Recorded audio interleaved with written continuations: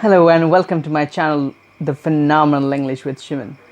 To use active and passive voice in English is somewhat confusing, especially when you are talking, because you don't have the time to actually think and use that consciously. But today I'm gonna make it as easy as ABC for you. So without any further delay, let's get started. Don't skip the video, watch the video till the end so that you can clear the air over active and passive voice forever.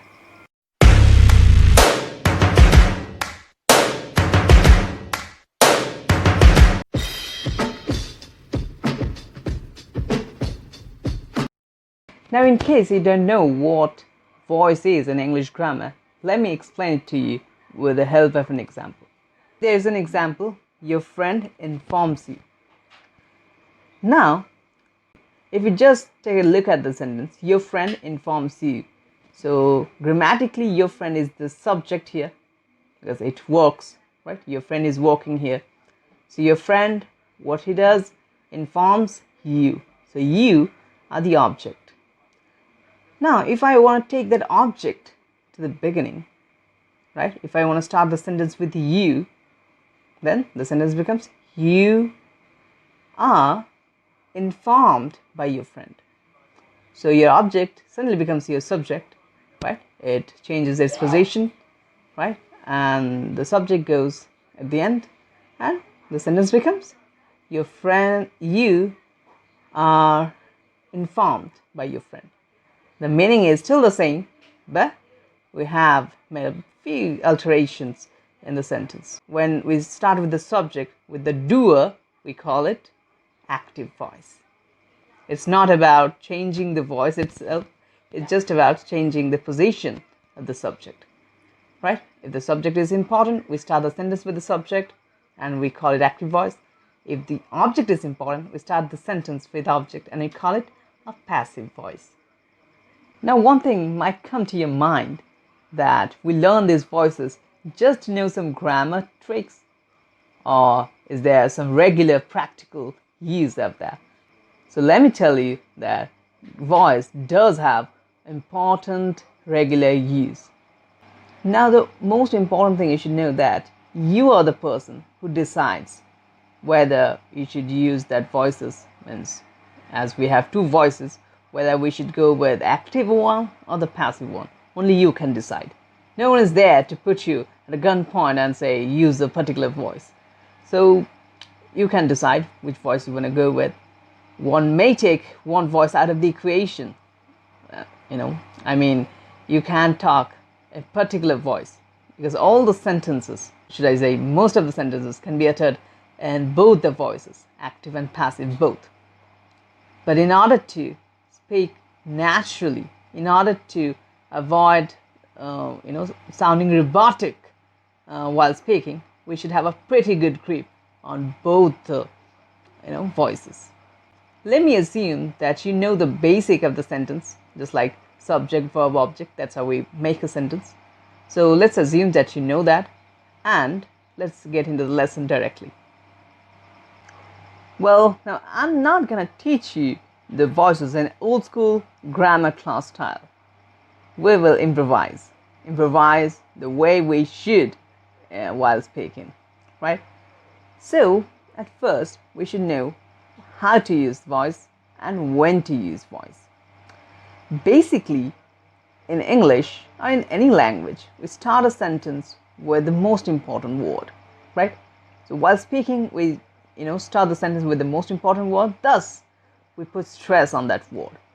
When you're speaking, actually, it's a bit different from writing. So, you can't stress all the words there. So you put stress the main words and you start the sentence basically with that word.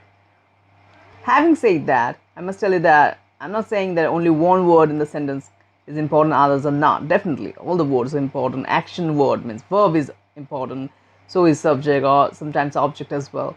But still, we're going to pay attention to either subject or object. So we start the sentences with the subject or the object. Let me give you an example. Let's say your mother serves dinner. Your mother serves dinner. Now, if the person who serves the dinner is important, you start the sentence with the person, like in this case, your mother. So your mother is the most important person here because she serves. So you say, my mother serves dinner. Now, if the dinner is important, not the person, then you start the sentence with the dinner. That's how it is. That's the logic behind using the voice. It's not about learning active and passive, and sometimes we use a particular thing just to show that we have some grammar sense. It's not like that. It's completely the opposite. You have to decide which word you want to go with, which word should be stressed, which word is the most important one, right? Now, let's say, take that same example. Your mother serves dinner. It's a normal sentence. Your mother serves dinner. Now, the dinner is the most important thing, let's say. Then we will take that dinner in the beginning. The dinner. Now, we have to place a be verb. I hope you know what be verbs are. Am, is, are. Those are the be verbs in present. So, the dinner, then we place is. The dinner is. And then we need to place the third form, the past participle form of the verb we have. That is served. The dinner is served by my mother. So that's the thing, when you should use that voice, when you should go with the active and passive. So it basically depends on your most important word. So as I said, you start the sentence with the most important word, either subject or object. But simultaneously, your verb is equally important because you have to decide whether it is incoming or the outgoing. Now this very outgoing incoming thing might sound a bit strange to you, but let me tell you how you decide upon it. Let's say my mother serves you dinner. I gave you the example. So my mother serves, your mother does the work. So your mother does, it's outgoing. She does the work towards something else. What she does? Dinner. She serves dinner, right? So my mother serves dinner, it's outgoing. Now when you start the sentence with the dinner, suddenly your work, that verb, becomes incoming because the dinner isn't doing something. Something is being done. Something is done to that dinner. Dinner isn't serving. Dinner is served. That's how you go, right? Let's take another example. Your friend informs you. Now, if your friend is important, you go on with that.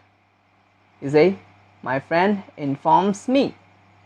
If you are the most important person, so you go with, I am informed. I am informed, because you can't place is with that. I, then am, and third form, informed. That's how we deal with it. So easy, isn't it? So you have to go with the most important thing, subject or the object. Then you have to decide whether it is incoming or outgoing word. Incoming means something is done to that, most important word.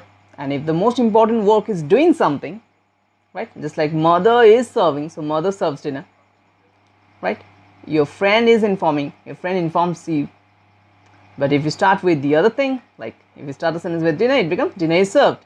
You start a sentence with you, you're not working here, something is done to you, so you are informed. I hope you get it.